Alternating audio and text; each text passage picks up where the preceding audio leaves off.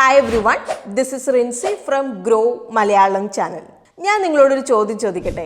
നിങ്ങൾ ഇൻവെസ്റ്റ് ചെയ്യുന്ന ഒരു സൂപ്പർ ഹീറോ ടീം തിരഞ്ഞെടുക്കുന്ന പോലെയാണെങ്കിൽ എങ്ങനെയിരിക്കും? അപ്പോൾ നിങ്ങൾക്ക് ആ ഗ്രൂപ്പിൽ പല ആളുകളെ വേണ്ടി വരും അല്ലേ? സ്ട്രെങ്ത്തിന് വേണ്ടി നമ്മൾ സൂപ്പർമാനെ നമ്മൾ തിരഞ്ഞെടുക്കും, ഇൻ്റലിജൻസ് നമ്മൾ ബാറ്റ്മാനെ, മേ ബി സ്പീഡ് നമ്മൾ ഫ്ലാഷിന് നമ്മൾ എടുക്കും. സോ നമ്മുടെ ഇൻവെസ്റ്റ്മെൻറ്റ് ലോകത്ത് നമ്മുടെ പോർട്ട്ഫോളിയോ സൂപ്പർ ഹീറോ ടീം പോലെ തന്നെയാണ്. അപ്പോൾ കറക്റ്റ് ആയിട്ടുള്ള ഒരു കോമ്പിനേഷൻ നമ്മൾ തിരഞ്ഞെടുക്കുകയാണെങ്കിൽ നമ്മൾ ഭയങ്കര പവർഫുൾ ആയിട്ട് നമുക്ക് തോന്നും. പക്ഷെ നിങ്ങൾക്കിപ്പോൾ ഒരു ക്ലിയർ സ്ട്രാറ്റജി ഇല്ലാതെ നിങ്ങൾ ഇൻവെസ്റ്റിങ്ങിലേക്ക് ഇറങ്ങുവാണെങ്കിൽ അതിങ്ങനെ ഇരിക്കും. അതിപ്പം നിങ്ങളിപ്പോൾ GPS ഇല്ലാതെ ഒരു റോഡ് ട്രിപ്പിന് പോകുന്ന പോലെ ഇരിക്കുമെന്ന് നമുക്ക് വേണമെങ്കിൽ പറയാം. ഉറപ്പായിട്ടും അത് അഡ്വഞ്ചറസ് ആയിരിക്കും, പക്ഷേ മൊത്തം തെറ്റായ വഴി കൂടി ആയിരിക്കും നമ്മൾ പോകാനുള്ള ചാൻസ് ഒക്കെ ഉണ്ട്. അതുപോലെ തന്നെ ഒരുപാട് ഓപ്പർച്യൂണിറ്റീസ് ഒക്കെ നമുക്ക് മിസ്സാവാനും ചാൻസ് ഉണ്ട്. അപ്പോൾ അതുകൊണ്ടാണ് ഇന്ന് നമ്മൾ കുറച്ച് പോപ്പുലർ ആയിട്ടുള്ള ഇൻവെസ്റ്റ്മെൻറ്റ് പോർട്ട്ഫോളിയോ സ്ട്രാറ്റജി നിങ്ങളുടെ മുമ്പിലേക്ക് ബ്രേക്ക് ഡൗൺ ചെയ്തിട്ട് പറയാമെന്ന് നമ്മൾ വിചാരിച്ചത്. അപ്പം ഇന്ന് നമ്മൾ ഒട്ടും ലേറ്റ് ആക്കുന്നില്ല, വീഡിയോയിലേക്ക് നമുക്ക് വേഗം പോകാം. ബട്ട് അതിനു മുമ്പ് നമ്മുടെ വീഡിയോ നിങ്ങൾ ആദ്യമായിട്ട് കാണുന്ന ഒരാളാണെങ്കിൽ നമ്മുടെ ചാനൽ നിങ്ങൾക്ക് ഇഷ്ടമാണെങ്കിൽ ചാനൽ സബ്സ്ക്രൈബ് ചെയ്യുക. അതുപോലെ തന്നെ വീഡിയോ ഇന്നത്തെ ഇഷ്ടമാവുകയാണെങ്കിൽ വീഡിയോ ലൈക്ക് ചെയ്യാൻ വേണ്ടിയിട്ട് മറക്കണ്ട. So let's begin today's video.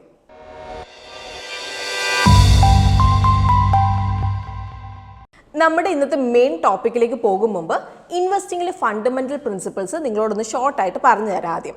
അപ്പം നിങ്ങൾ ഇങ്ങനെ കേട്ടിട്ടുണ്ടാവില്ലേ, Rome was not build in a day. അതുപോലെ തന്നെയാണ് നമ്മുടെ സമ്പത്തും നമുക്ക് ഓവർനൈറ്റ് ഒന്നും നമുക്ക് ഉണ്ടാക്കിയെടുക്കാൻ വേണ്ടി സാധിക്കുന്നൊന്നല്ല. അപ്പോൾ ലോങ് ടേമിലേക്ക് നമ്മൾ ഇൻവെസ്റ്റ് ചെയ്യുമ്പോൾ നമ്മുടെ അസറ്റ്സ് ഒക്കെ കോമ്പൗണ്ട് ചെയ്യാൻ വേണ്ടി നമുക്ക് സാധിക്കും. ഇപ്പോൾ സിമ്പിളായിട്ട് പറയുകയാണെങ്കിൽ നിങ്ങൾ ഇൻവെസ്റ്റ്മെൻറ്റ്സിന് മുകളിൽ നിങ്ങൾ ഇൻട്രസ്റ്റ് ഏൺ ചെയ്യും, എന്നിട്ട് ആ ഒരു ഇൻട്രസ്റ്റിന് മുകളിൽ നിങ്ങൾ വീണ്ടും ഇൻട്രസ്റ്റ് ഏൺ ചെയ്യും ബൈ ടൈം. സോ ഒരുപാട് നാളത്തേക്ക് നിങ്ങൾ ഇൻവെസ്റ്റ് ചെയ്യുകയാണെങ്കിൽ നിങ്ങളുടെ പണം നിങ്ങൾക്ക് വളർത്തിയെടുക്കാൻ വേണ്ടിയിട്ട് സാധിക്കും. ഇനി അടുത്ത് നമ്മുടെ ഡൈവേഴ്സിഫിക്കേഷൻ ഇമ്പോർട്ടൻസ് ആണ് നമ്മൾ പറയുന്നത്. അപ്പോൾ പല അസറ്റ് ക്ലാസ്സിലേക്ക് നമ്മുടെ ഇൻവെസ്റ്റ്മെൻറ്റ്സ് സ്പ്രെഡ് ചെയ്യുന്നതിന് നമ്മളാണ് ഡൈവേഴ്സിഫിക്കേഷൻ നമ്മൾ പറയുന്നത്. അപ്പം എന്തുകൊണ്ടാണ് നമ്മൾ പല അസറ്റ് ക്ലാസ്സിലേക്ക് നമ്മുടെ പണം ഡൈവേഴ്സിഫൈ ചെയ്യണമെന്ന് പറയുന്നത്? കാരണം എല്ലാ അസറ്റ്സും ഒരേ സമയത്ത് ഒരേ ഡയറക്ഷനിലല്ല മൂവ് ചെയ്യുന്നത്. ഒന്നിടിയുമ്പോൾ വേറൊന്ന് കയറുമായിരിക്കും ചെയ്യുന്നത്. ഇനി അടുത്ത് നിങ്ങൾക്കൊരു പേഴ്സണൽ ഇൻവെസ്റ്റ്മെൻറ്റ് പോർട്ട്ഫോളിയോ നിങ്ങൾക്കായിട്ട് നിങ്ങൾ ഉണ്ടാക്കിയെടുക്കണം. അപ്പം ഇന്ത്യയിൽ ഇപ്പോൾ ഒരു പേഴ്സണൽ പോർട്ട്ഫോളിയോ ഉണ്ടാക്കിയെടുക്കുക എന്നൊക്കെ പറയുന്നത് കുറച്ച് ചലഞ്ചിങ് ആയിട്ടുള്ള ഒരു കാര്യം തന്നെയാണ്. അപ്പം നിങ്ങളുടെ പോർട്ട്ഫോളിയോയിൽ ജസ്റ്റ് നിങ്ങളുടെ ഫൈനാൻഷ്യൽ ഗോൾസ് അതുപോലെ തന്നെ റിസ്ക് ടോളറൻസ് മാത്രം നോക്കിയാൽ പോരാ. നിങ്ങൾ ഇപ്പോൾ മാറിക്കൊണ്ടിരിക്കുന്ന മാർക്കറ്റ് ട്രെൻഡ് അതുപോലെ തന്നെ പല സെക്ടേഴ്സിൽ നിന്നുള്ള ഓപ്പർച്യൂണിറ്റികളും നിങ്ങൾ നോക്കേണ്ടതായിട്ടുണ്ട്. ഓക്കെ, ഇനി നമ്മൾ ഏറ്റവും പോപ്പുലർ ആയിട്ട് നിൽക്കുന്ന ഇൻവെസ്റ്റ്മെൻറ്റ് പോർട്ട്ഫോളിയോ സ്ട്രാറ്റജികളാണ് നമ്മൾ നോക്കാൻ പോകുന്നത്. അപ്പോൾ ആദ്യത്തെ നമ്മുടെ സ്ട്രാറ്റജി വരുന്നത് നിഫ്റ്റി 50 ഇൻഡെക്സ് ആണ്. അപ്പോൾ എന്താണ് നിഫ്റ്റി 50 ഇൻഡെക്സ് എന്ന് പറഞ്ഞാൽ? അപ്പോൾ നമ്മുടെ രാജ്യത്തിൽ നാഷണൽ സ്റ്റോക്ക് എക്സ്ചേഞ്ച് അതായത് NSEയിൽ ലിസ്റ്റ് ചെയ്തേക്കുന്ന ടോപ്പ് 50 കമ്പനികൾ റെപ്രസെൻറ്റ് ചെയ്യുന്ന ഒരു ബെഞ്ച് മാർക്ക് ഇൻഡെക്സ് ആണ് നിഫ്റ്റി 50 എന്ന് പറയുന്നത്. അപ്പം ഈ ഒരു സ്ട്രാറ്റജിയുടെ പുറകുള്ള ഐഡിയ സിമ്പിളാണ്. അതായത് നിങ്ങളുടെ എല്ലാ പണത്തിനെയും നിങ്ങൾ നിഫ്റ്റി 50 ഇൻഡെക്സിലേക്ക് ഇൻവെസ്റ്റ് ചെയ്യുക. അപ്പം ആക്ച്വലി നിങ്ങളിവിടെ എന്താണ് ചെയ്യുന്നത്?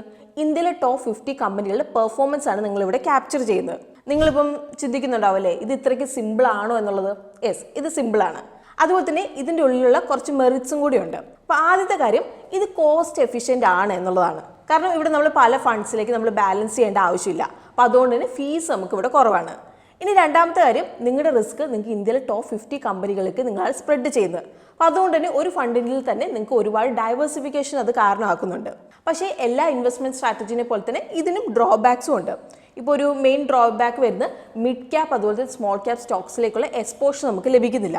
അപ്പോൾ നിഫ്റ്റി 50ൽ ലാർജ് ക്യാപ്പ് സ്റ്റോക്സ് ആവും ഉണ്ടാവുന്നത്. സോ ഇവിടെ നിങ്ങൾക്ക് ഹൈ ഗ്രോത്ത് പൊട്ടൻഷ്യലൊക്കെ മിസ്സാവാനുള്ള ചാൻസ് ഉണ്ട്.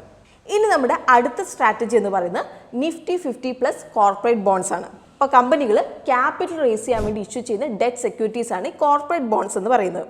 അപ്പം ഇവിടെ ഒരു ഫ്യൂച്ചർ ഡേറ്റിൽ കമ്പനി നമുക്ക് principal plus interest amount repay ചെയ്തോളാന്ന് പ്രോമിസ് ചെയ്യും. സോ നമ്മുടെ ആദ്യത്തെ ഫണ്ട് സ്ട്രാറ്റജിയുടെ മുകളിൽ ഒരു അഡീഷണൽ ലെയർ ആണ് ഇതെന്ന് പറയുന്നത്. അതായത് നമ്മുടെ സെക്കൻഡ് ഫണ്ട് സ്ട്രാറ്റജി എന്ന് പറയുന്നത്. അപ്പോൾ അഡീഷണൽ ലെയർ എന്ന് പറയുന്നത് എന്താണ്? കോർപ്പറേറ്റ് ബോണ്ടാണ് ഇവിടെ അഡീഷണൽ ലെയർ വരുന്നത്. സോ നമ്മൾ നിഫ്റ്റി 50 ബാസ്ക്കറ്റിലേക്ക് നമ്മുടെ എല്ലാ എക്സും ഇടുന്നതിന് പകരം നമ്മുടെ പോർട്ട്ഫോളിയോയുടെ ഒരു പോർഷൻ നമ്മൾ കോർപ്പറേറ്റ് ബോൺസിലേക്കും കൂടി നമ്മൾ ഡൈവേഴ്സിഫൈ ചെയ്യുകയാണ് നമ്മളിവിടെ ചെയ്യുന്നത്. അപ്പം ഇത് കുറച്ചും കൂടി ഒരു ബാലൻസ്ഡ് ആയിട്ടുള്ള ഒരു അപ്രോച്ചാണ്. കാരണം നമുക്ക് ഇക്വിറ്റിയുടെ ഗ്രോത്ത് പൊട്ടൻഷ്യലിൻ്റെ കൂടെ തന്നെ നമുക്ക് കോർപ്പറേറ്റ് ബോൺസിൽ നമുക്ക് സ്റ്റേബിൾ റിട്ടേൺസും കൂടി നമുക്ക് ലഭിക്കും.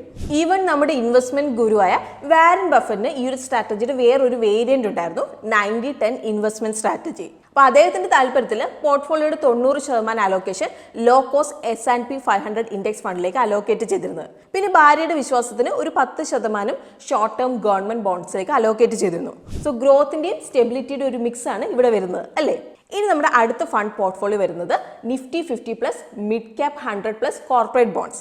അപ്പോൾ NSEയിൽ ലിസ്റ്റ് ചെയ്തേക്കുന്ന 100 മിഡ് സൈസ് കമ്പനികൾ റെപ്രസെന്റ് ചെയ്യുന്ന ഒരു ഇൻഡെക്സ് ആണ് Nifty mid cap 100 index. So ഇതുവഴി നിങ്ങൾക്ക് മിഡ് ക്യാപ് സ്റ്റോക്കുകളുടെ പോർട്ട്ഫോളിയോയിലേക്ക് നിങ്ങൾക്ക് ആഡ് ചെയ്യാൻ വേണ്ടിയിട്ട് സാധിക്കും. അപ്പോൾ ഇതുവഴി ചെറിയ കമ്പനികളുടെ ഗ്രോത്ത് പൊട്ടൻഷ്യൽ ക്യാപ്ചർ ചെയ്യാം. അതേ സമയത്ത് ലാർജ് ക്യാപ് സ്റ്റോക്സ് അതുപോലെ ബോണ്ടിലേക്കും ഒരു ബാലൻസ്ഡ് എക്സ്പോഷർ മെയിൻറ്റെയിൻ ചെയ്യാം. സോ ഇക്വിറ്റിയിലെ തന്നെ നമുക്ക് ഡൈവേഴ്സിഫൈ ചെയ്യുന്ന ഒരു ഐഡിയ ആണ് ഇവിടെ വരുന്നത്. അപ്പോൾ ലാർജ് ക്യാപ് കമ്പനികൾക്കൊക്കെ സ്റ്റെബിലിറ്റി അവർ ഓഫർ ചെയ്യുന്നുണ്ട്. മിഡ് ക്യാപ് കമ്പനികൾ ഹൈ ഗ്രോത്ത് പൊട്ടൻഷ്യലും പിന്നെ കോർപ്പറേറ്റ് ബോർഡിൽ നിന്നുള്ള സ്റ്റഡി റിട്ടേൺസും കൂടി ആകുമ്പോൾ പല മാർക്കറ്റ് കണ്ടീഷനിലും നിലനിന്ന് പോകാൻ സാധിക്കുന്ന ഒരു പോർട്ട്ഫോളിയോ നമുക്കിവിടെ ലഭിക്കും. ഇപ്പോൾ ഒരു എക്സാമ്പിൾ പറയാം. ഇപ്പോൾ ഒരു ഇൻവെസ്റ്റർ, നമുക്ക് അദ്ദേഹത്തിന് ഇപ്പം രവി എന്ന് പേരിടാം. അപ്പോൾ നമ്മുടെ ഈ രവിക്ക് 3 ഫണ്ട് സ്ട്രാറ്റജി ഓപ്റ്റ് ചെയ്യണം. അപ്പോൾ നമ്മുടെ രവി 40% നിഫ്റ്റി 50യിലേക്ക് ഇൻവെസ്റ്റ് ചെയ്തു. ഇവിടെ എന്താണ്, വലിയ എസ്റ്റാബ്ലിഷ് കമ്പനിയിലേക്കാണ് ഇൻവെസ്റ്റ് ചെയ്യുന്നത്. അപ്പോൾ അതുകൊണ്ട് തന്നെ സ്റ്റേബിൾ ബേസ് അദ്ദേഹം ഉറപ്പാക്കി. ഇനി 30% നിഫ്റ്റി മിഡ് ക്യാപ് 100ലേക്ക്. അപ്പോൾ ഇവിടെ ഇന്ത്യൻ മാർക്കറ്റിലെ എമർജിംഗ് കമ്പനികൾ ഗ്രോത്ത് നേടിയെടുക്കാൻ വേണ്ടിയിട്ടാണ് ഇങ്ങനെ ചെയ്തത്. ഇനി ബാക്കി 30% കോർപ്പറേറ്റ് ബോണ്ട്സിലേക്ക് അലോക്കേറ്റ് ചെയ്തു. അപ്പോൾ ഇതുവഴി രവിക്ക് സ്റ്റോക്ക് മാർക്കറ്റിന്റെ വോളറ്റിലിറ്റിയിൽ നിന്ന് രക്ഷപ്പെടാൻ വേണ്ടിയിട്ട് സഹായിക്കും. ഇനി അടുത്തത് ഡൈവേഴ്സിഫൈഡ് ഇക്വിറ്റി സ്ട്രാറ്റജിയാണ്. അപ്പോൾ എന്താണ് ഡൈവേഴ്സിഫൈഡ് ഇക്വിറ്റി സ്ട്രാറ്റജി എന്ന് പറഞ്ഞാൽ, അപ്പോൾ പല സെക്ടേഴ്സിലേക്ക് നമ്മുടെ ഇൻവെസ്റ്റ്മെന്റ്സ് സ്പ്രെഡ് ചെയ്യുന്നതാണ്. അപ്പോൾ ഇന്ത്യൻ കോണ്ടെക്സ്റ്റിൽ നമ്മൾ പറയുകയാണെങ്കിൽ IT, ഫാർമ, FMCG, ബാങ്കിങ് അങ്ങനെ പല സെക്ടേഴ്സിലേക്ക് ഇൻവെസ്റ്റ് ചെയ്യുന്നതാണ്. അപ്പോൾ എന്തുകൊണ്ടാണ് ഇത് ഇമ്പോർട്ടൻ്റ് എന്ന് പറയുന്നത്? കാരണം പല ഇക്കണോമിക് സൈക്കിളും ഓരോ സെക്ടേഴ്സും പല രീതിയിലാവും റെസ്പോണ്ട് ചെയ്യുന്നത്. ഇപ്പോൾ ഒരു എക്സാമ്പിൾ പറയുകയാണെങ്കിൽ എക്കണോമിക് ഡൗൺ ടേണിൻ്റെ സമയത്ത് FMCG അതുപോലെ തന്നെ ഫാമയൊക്കെ എപ്പോഴും സ്റ്റെബിലിറ്റി നൽകും. പക്ഷേ ഇപ്പോൾ IT, ബാങ്കിങ് ഒക്കെ മാർക്കറ്റ് നല്ലപോലെ ഇരിക്കുമ്പോഴേ നമുക്ക് നല്ല ഗ്രോത്ത് അവർക്ക് നൽകാൻ വേണ്ടിയിട്ട് സാധിക്കുള്ളൂ. സോ നമ്മൾ പല സെക്ടേഴ്സിലേക്ക് നമ്മൾ ഡൈവേഴ്സിഫൈ ചെയ്യുവാണെങ്കിൽ മാർക്കറ്റ് ഡൗൺ പോയാലും നമ്മുടെ റിസ്ക് ഒന്ന് നമുക്ക് ബാലൻസ് ചെയ്യാൻ വേണ്ടിയിട്ട് സാധിക്കും. ഇപ്പോൾ ഒരു സെക്ടർ മോശമായിട്ട് പെർഫോം ചെയ്തിട്ടുണ്ടെങ്കിൽ നിങ്ങളുടെ പോർട്ട്ഫോളിയോയിൽ വേറൊരു സെക്ടർ ആ ഒരു നഷ്ടം കോമ്പൻസേറ്റ് ചെയ്യാൻ വേണ്ടിയിട്ട് സാധിക്കും. അപ്പോൾ അതുവഴി നമ്മുടെ ഓവറോൾ റിട്ടേൺ ഒന്ന് ഹെൽത്തി ആയിട്ട് നിലനിർത്തി കൊണ്ടുപോകാൻ വേണ്ടിയിട്ട് നമുക്ക് സാധിക്കും. അപ്പോൾ ഇന്ത്യ പോലത്തെ ഒരു ഇക്കോണമിയിൽ ഭയങ്കര യൂസ്ഫുൾ ആണിത്. കാരണം ഇവിടെ പല സെക്ടേഴ്സും പല റേറ്റിലാണ് വളരുന്നത്. അതുപോലെ തന്നെ പല ഫാക്ടേഴ്സാവും അവർ ബാധിക്കുന്നത്. ഇനി അടുത്തത് real estate and gold allocation. അപ്പോൾ ഇതെന്ന് പറയുന്ന ഒരു ട്രഡീഷണൽ ഇൻവെസ്റ്റ്മെന്റ് അപ്രോച്ചാണ് റിയൽ എസ്റ്റേറ്റ് അതുപോലെ തന്നെ ഗോൾഡ് എന്നൊക്കെ പറയുന്നത്. അപ്പോൾ ട്രഡീഷണൽ നമ്മൾ പറയുകയാണെങ്കിൽ നമ്മൾ ഫിസിക്കൽ ഫോമിലാണ് നമ്മൾ ചെയ്തിരുന്നത്. പക്ഷേ ഇപ്പോൾ നമുക്ക് ഡിജിറ്റൽ ഫോമെല്ലാം ഒരുപാട് പോപ്പുലർ ആയിക്കൊണ്ടിരിക്കുകയാണ്. അപ്പോൾ നമ്മുടെ രാജ്യത്തിലെ ഏറ്റവും ട്രഡീഷണൽ അതുപോലെ ട്രസ്റ്റഡ് ഇൻവെസ്റ്റ്മെന്റ് സെക്ടറിൽ ഒന്നാണ് റിയൽ എസ്റ്റേറ്റ് എന്ന് പറയുന്നത്. അപ്പോൾ ഇതിൽ നമുക്ക് ക്യാപിറ്റൽ അപ്രീസിയേഷൻ, റെന്റൽ ഇൻകം അതുപോലെ തന്നെ ടാക്സ് അഡ്വാൻറ്റേജ് എല്ലാം നമുക്ക് ലഭിക്കുന്നുണ്ട്. അപ്പോൾ ട്രഡീഷണലി പറയുകയാണെങ്കിൽ പ്രോപ്പർട്ടി വാങ്ങുന്നതിനാണ് റിയൽ എസ്റ്റേറ്റ് ഇൻവെസ്റ്റിംഗ് എന്ന് നമ്മൾ പറയുന്നത്. അതിപ്പം റെസിഡൻഷ്യൽ ആവാം അല്ലെങ്കിൽ ഇപ്പോൾ കൊമേഴ്ഷ്യൽ ആവാം, എന്നിട്ട് നമ്മളത് റെന്റിന് കൊടുക്കാം. പക്ഷേ ഇവിടെ നമുക്ക് എല്ലാവർക്കും ഇങ്ങനെ ഒരു ലാൻഡ് ലോഡ് ആവാൻ വേണ്ടി അവർ താല്പര്യപ്പെടുന്നുണ്ടാവില്ല അല്ലേ? പക്ഷെ നിങ്ങളിപ്പോൾ ഒന്ന് ഓർത്ത് നോക്കിയേ, റിയൽ എസ്റ്റേറ്റിൽ നിങ്ങൾക്കിപ്പോൾ വലിയ പണം മുടക്കാതെ അതുപോലെ തന്നെ ഫിസിക്കൽ പ്രോപ്പർട്ടീസ് ഒന്നും മാനേജ് ചെയ്യാതെ നമുക്ക് ഇൻവെസ്റ്റ് ചെയ്യാൻ വേണ്ടി പറ്റിയിട്ടുണ്ടെങ്കിൽ അതെങ്ങനെ ഇരിക്കും? അപ്പം ഇതിന് വേണ്ടിയിട്ട് നമുക്ക് റിയൽ എസ്റ്റേറ്റ് ഇൻവെസ്റ്റ്മെന്റ് ട്രസ്റ്റ് അല്ലെങ്കിൽ REITസിലേക്ക് നമുക്ക് ഇൻവെസ്റ്റ് ചെയ്തുകൊണ്ട് നമുക്ക് റിയൽ എസ്റ്റേറ്റ് ഇൻവെസ്റ്റ്മെന്റിലേക്ക് കയറാവുന്നതാണ് ഇപ്പം. അപ്പോൾ ഇതിപ്പോൾ നിങ്ങൾക്ക് ഒരു മ്യൂച്വൽ ഫണ്ട് പോലെ നിങ്ങൾക്ക് ചിന്തിക്കാം. പക്ഷേ ഇവിടെ സ്റ്റോക്സിന് പകരം എന്താണ്, commercial real estate assets like ഇപ്പോൾ shopping malls, office space, industrial properties ഒക്കെയാണ് വരുന്നത്. അപ്പോൾ ട്രസ്റ്റാണ് പോർട്ട്ഫോളിയോ മാനേജ് ചെയ്യുന്നത്. അപ്പം എന്നിട്ട് ഇതിൽ വരുന്ന വരുമാനം ഇൻവെസ്റ്റേഴ്സിന് അവർ വീതിച്ച് നൽകും. അപ്പം ഇൻവെസ്റ്റേഴ്സിന് എങ്ങനെയാണ് ഇവിടെ ബെനിഫിറ്റ് ആവുന്നത്? അപ്പോൾ 2 രീതിയിൽ അവർക്ക് ബെനിഫിറ്റ് ആവും. റെന്റൽ ഇൻകത്തിൽ നിന്നുള്ള ഡിവിഡൻഡ്, പിന്നെ REIT യൂണിറ്റുകൾ വാങ്ങിയ വിലയിലും കൂടുതൽ വിലയ്ക്ക് വിൽക്കുമ്പോൾ നിങ്ങൾക്ക് ലഭിക്കുന്ന ക്യാപിറ്റൽ ഗെയിൻ.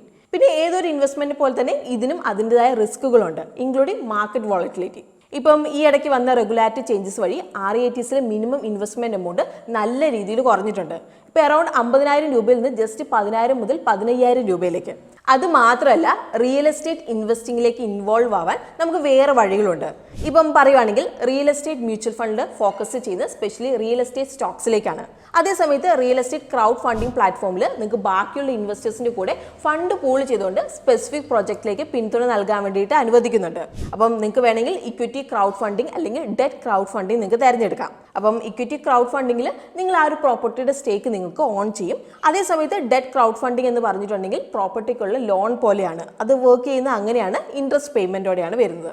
ഇനി അടുത്തത് ഗോൾഡ്. അപ്പോൾ ഗോൾഡ് എന്ന് പറയുന്നത് നമ്മുടെ രാജ്യത്തിൽ നൂറ്റാണ്ടുകളായിട്ട് ഒരു പോപ്പുലർ ഇൻവെസ്റ്റ്മെന്റ് ആയിട്ടാണ് ഗോൾഡിനെ കണക്കാക്കുന്നത്. ഇപ്പോൾ ആണെങ്കിൽ നമുക്ക് ഗോൾഡിലേക്ക് ഇൻവെസ്റ്റ് ചെയ്യാൻ വേണ്ടി പല വഴികളുണ്ട്.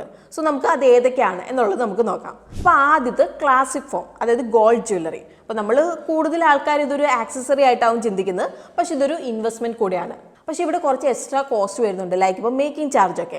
ഇനിയിപ്പോൾ നിങ്ങൾക്ക് ഈ ജ്വല്ലറിയുടെ എക്സ്ട്രാ കോസ്റ്റ് ഇല്ലാതെ ഗോൾഡിലേക്ക് ഇൻവെസ്റ്റ് ചെയ്യണമെങ്കിൽ എന്താ ചെയ്യേണ്ടത്? ഗോൾഡ് കോയിൻ അതുപോലെ ഗോൾഡ് ബാറൊക്കെ ഒരു ഓപ്ഷനാണ്. പക്ഷേ ഇത് എന്തൊക്കെ പറഞ്ഞാലും ഫിസിക്കൽ ഫോമിൽ തന്നെ ഉള്ളതാണ്. അതുകൊണ്ട് തന്നെ നമുക്ക് സെക്യൂരിറ്റി റിസ്ക് ഉണ്ട് അല്ലേ? അപ്പോൾ ഇതിനൊരു ഡിജിറ്റൽ സൊല്യൂഷൻ ഉണ്ടെങ്കിൽ എങ്ങനെ ഉണ്ടാവും? അതെ, നമുക്കിപ്പം ഡിജിറ്റൽ ഗോൾഡ് ഓപ്ഷൻസ് നമുക്ക് അവൈലബിൾ ആണ്. അതായത് ആദ്യത്തെ അതിൽ വരുന്നതാണ് സോവറിൻ ഗോൾഡ് ബോണ്ട് എന്നുള്ളത്. ഇപ്പോൾ റിസർവ് ബാങ്ക് ഓഫ് ഇന്ത്യ ആണ് ഇത് ഓഫർ ചെയ്യുന്നത്. അപ്പോൾ ഈ ഒരു ബോണ്ട് വഴി നിങ്ങൾക്ക് ഗോൾഡ് ഡിജിറ്റൽ അല്ലെങ്കിൽ പേപ്പർ ഫോർമാറ്റിൽ ഓൺ ചെയ്യാം. അപ്പോൾ നിലവിലുള്ള ഗോൾഡിൻ്റെ വിലയ്ക്ക് നിങ്ങൾക്ക് ഇത് വാങ്ങാം. അതിൻ്റെ കൂടെ 2.5% നിങ്ങൾക്ക് ആനുവൽ ഇൻട്രസ്റ്റും കൂടി നിങ്ങൾക്ക് ഏൺ ചെയ്യാം. അപ്പോൾ ഇവിടുത്തെ മെച്ചം എന്ന് വെച്ചിട്ടുണ്ടെങ്കിൽ മെച്യൂരിറ്റിയിൽ ഗോൾഡിന് എന്താണ് വില ആ വിലയ്ക്ക് നമുക്ക് ഇത് കിട്ടും. പ്ലസ് നമുക്ക് ഫിസിക്കൽ സ്റ്റോറേജിനെ കുറിച്ച് ഓർത്തിട്ട് ടെൻഷൻ ആവേണ്ട ആവശ്യമില്ല നമുക്കിവിടെ. ഇനി അടുത്ത് ഗോൾഡ് എക്സ്ചേഞ്ച് ട്രേഡഡ് ഫണ്ട്സ് ആണ്. അപ്പോൾ ഇവിടെ നിങ്ങൾക്ക് സ്റ്റോക്ക് എക്സ്ചേഞ്ച് ലൈക്ക് ഇപ്പോൾ NSE അതുപോലെ തന്നെ BSEയിൽ ട്രേഡ് ചെയ്യുന്ന സ്റ്റോക്ക് ഫോമിലാണ് നിങ്ങൾ ഗോൾഡ് വാങ്ങുന്നത്. അപ്പോൾ ഈ ETF എന്ന് പറഞ്ഞാൽ ഗോൾഡിൻ്റെ വിലയാണ് വരുന്നത്. അതായത് ഫിസിക്കൽ ഗോൾഡ് കയ്യിൽ വെക്കാതെ നമുക്ക് ഗോൾഡ് മാർക്കറ്റിൽ ഇറങ്ങാൻ വേണ്ടി സാധിക്കും ഇവിടെ. ഇനി last option gold mutual funds ആണ്. അപ്പോൾ ഈ ഒരു ഫണ്ട് ഗോൾഡിലേക്ക് മാത്രമല്ല ഫോക്കസ് ചെയ്യുന്നത്, പക്ഷെ ഗോൾഡ് മാർക്കറ്റിൽ റിലേറ്റ് ആവുന്ന അസറ്റ്സിലേക്കും കൂടി എക്സ്പ്ലോർ ചെയ്യുന്നുണ്ട്. അതായത് ഗോൾഡ് മൈനിങ് കമ്പനിയിലെ സ്റ്റോക്സിലേക്കും കൂടി. അപ്പോൾ ഈ ഒരു ഫണ്ടിൻ്റെ വാല്യൂ ഗോൾഡിൻ്റെ വില മാറുന്നതനുസരിച്ച് ഫ്ലക്ച്വേറ്റ് ആവും. സോ ഇത് നമുക്ക് ഗോൾഡിലേക്ക് ഇൻവെസ്റ്റ് ചെയ്യാവുന്ന വേറൊരു വഴി തന്നെയാണ്. ഇനി അടുത്തത് ഇൻ്റർനാഷണൽ ഡൈവേഴ്സിഫിക്കേഷൻ ആണ്. അപ്പം ഇന്ത്യ പോലത്തെ വളരുന്ന ഒരു ഇക്കോണമി ഉള്ളപ്പം എന്തിന് നമ്മൾ ഇൻ്റർനാഷണൽ ഇൻവെസ്റ്റ് ചെയ്യണമെന്ന് നിങ്ങൾ ഓർക്കുന്നുണ്ടാവും അല്ലേ? അപ്പം ഇവിടുത്തെ റീസൺ സിമ്പിളാണ്. ഇപ്പോൾ ഏതൊരു രാജ്യം ആയിക്കോട്ടെ, ഇൻക്ലൂഡിങ് നമ്മുടെ രാജ്യത്തിന് പോലും തുടർച്ചയായിട്ട് ബാക്കിയുള്ള മാർക്കറ്റിനെ ഔട്ട് പെർഫോം ചെയ്യാൻ വേണ്ടി സാധിക്കില്ല. സോ നമ്മൾ ഗ്ലോബലി നമ്മൾ ഇൻവെസ്റ്റ് ചെയ്യുമ്പോൾ ഒരു രാജ്യത്തിലേക്ക് മാത്രം ഇൻവെസ്റ്റ് ചെയ്യുമ്പോൾ റിസ്ക് കുറയ്ക്കുക മാത്രമല്ല നമ്മളിവിടെ ചെയ്യുന്നത്, മറിച്ച് ലോകമെമ്പാടുള്ള ഗ്രോത്ത് ഓപ്പർച്യൂണിറ്റികൾ നമുക്കിവിടെ ലഭിക്കുകയാണ് ചെയ്യുന്നത്. ഇപ്പം എല്ലാ ഇൻവെസ്റ്റ്മെൻറ്റ്സിനും അതിൻ്റെതായ റിസ്ക് ഉണ്ട്. ഇപ്പം ഇൻ്റർനാഷണൽ ഡൈവേഴ്സിഫിക്കേഷൻ വഴി നമുക്ക് കറൻസി റിസ്ക് നമുക്ക് ഫേസ് ചെയ്യാം. അതായത് എക്സ്ചേഞ്ച് റേറ്റിൽ വരുന്ന വ്യത്യാസം നമ്മുടെ റിട്ടേൺസിനെ ബാധിക്കാം. ഇനിയിപ്പം അടുത്ത് പറയുകയാണെങ്കിൽ ഫോറിൻ ഇൻവെസ്റ്റ്മെൻറ്റ് റിസ്ക് ആണ്. ഇപ്പോൾ ഓരോ രാജ്യങ്ങൾക്കും അതിൻ്റെതായ റിസ്ക് ഉണ്ട്. ഇപ്പം പറയുകയാണെങ്കിൽ എമർജിംഗ് മാർക്കറ്റിലേക്ക് നമ്മൾ ഇൻവെസ്റ്റ് ചെയ്യുമ്പോൾ നാഷണലൈസേഷൻ പോലത്തെ റിസ്കുകളിലേക്കൊക്കെ നമ്മൾ എക്സ്പോസ്ഡ് ആണ്. പിന്നെ പൊളിറ്റിക്കൽ ഇവൻറ്റ്സ് ഒക്കെ ഒരു രാജ്യത്തിൻ്റെ മാർക്കറ്റ്, ഇൻഫ്ലേഷൻ അതുപോലെ ഇൻട്രസ്റ്റ് റേറ്റ് ഒക്കെ ഇൻഫ്ലുവൻസ് ചെയ്യും. സോ ഒരു ഇന്ത്യൻ ഇൻവെസ്റ്റർ എന്ന നിലയ്ക്ക് ഗ്ലോബൽ മ്യൂച്വൽ ഫണ്ട്സ് വഴി നിങ്ങൾക്ക് ഗ്ലോബൽ ഡൈവേഴ്സിഫിക്കേഷനിലേക്ക് പാർട്ടിസിപ്പേറ്റ് ചെയ്യാം.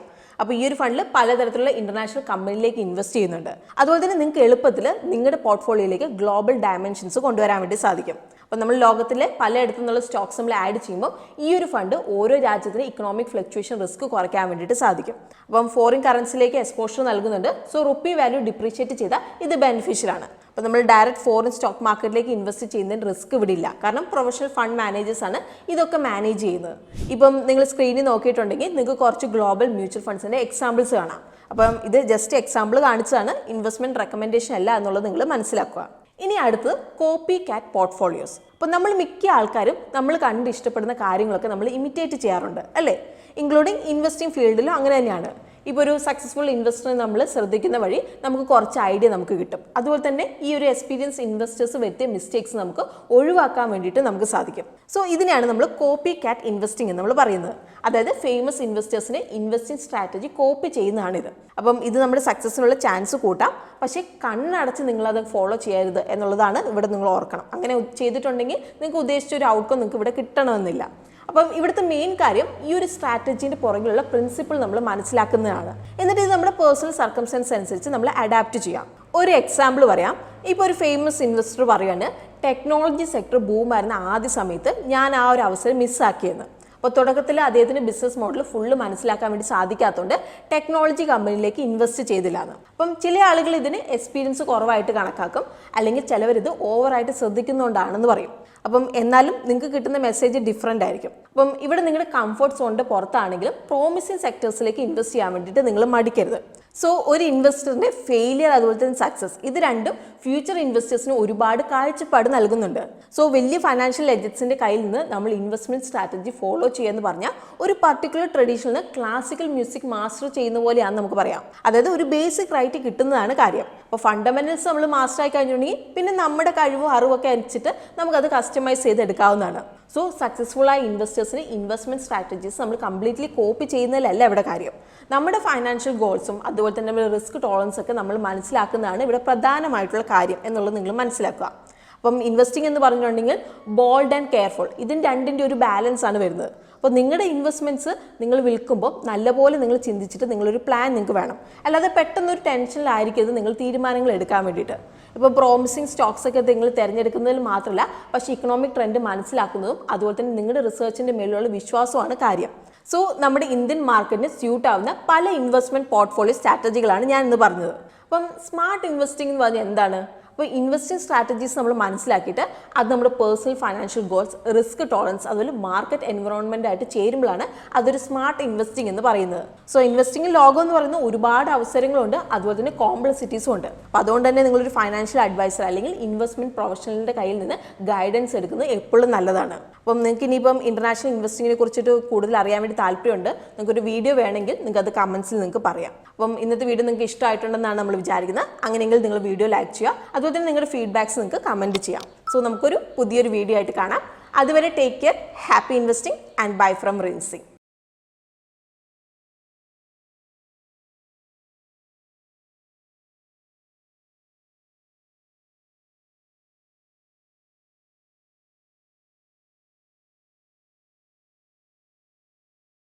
Investment in securities market are subject to market risks. Read all the related documents carefully before investing. Please read the risk disclosure documents carefully before investing in equity shares, derivatives, mutual fund, and or other instruments traded on the stock exchanges.